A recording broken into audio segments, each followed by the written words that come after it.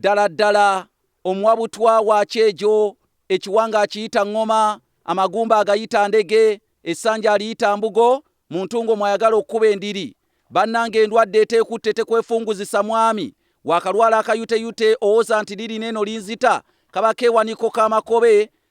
golengera waggulu gy'obeera nti ganaabala endeku eŋŋunda nange nzize nga nseyeggera mu bwato buno mu ngeri y'abasese abajja nga basomoka ennyanja nze Kanoonya Juma omulangira w'Ebukerekere ate ntuuse n'akanyomero akayitibwa eddagala ly'Abaganda era nga kakutuusiddwako kojjange mu kibi migadde ali mu kyondo ky'Abawalabu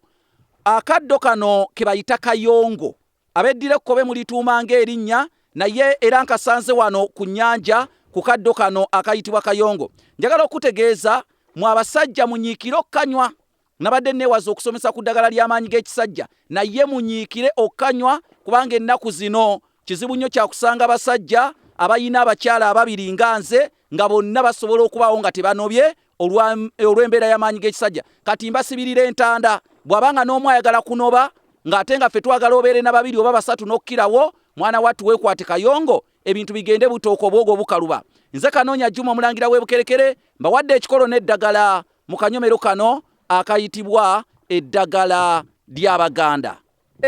ntumiddeko nnyo abantu abampagira nveeno mu bizinga by'essese ntumiddeko nnyo mwenna abantu abateeka ssente mu Kanoonya projekiti mukadde wange mutibwa Thomas ali Ireland okumpi ne Bungereza omukulu Lawrence Kitaka Nsubuga ali e Bungereza ate kojjange Father Godfrey Katose Mwogerere omulangira Robert Simbwa bassebo ne bannya bonna amenya kinaaleka ki naye mwebale nnyo mwebalege okubeera nga muteeka ssente mu Kanoonya projekiti neebaza mukadde wange ayitibwa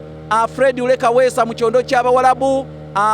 Bobu Cash sikusudde muguluka omukulu James Bakiika omukyala Silvia omukyala Evelyn Baagala omuzira mpeewo omuzaana Nanyonga Margaret bassebo ne bannyabo omukulu Zimula Toofa kitya munyolo sikusudde muguluka bannange mmenye kindekeki muli bangi kojjange Sekalegga Kawembu Kenneth omusamizi omuto bannange mwenna mwebale okunteekamu ensimbi mwenna mukadde wange ayitibwa Simon Peter Kabonge okuva e Bungereza bannange weebale nnyo weebalire ddala buli muntu yenna ampe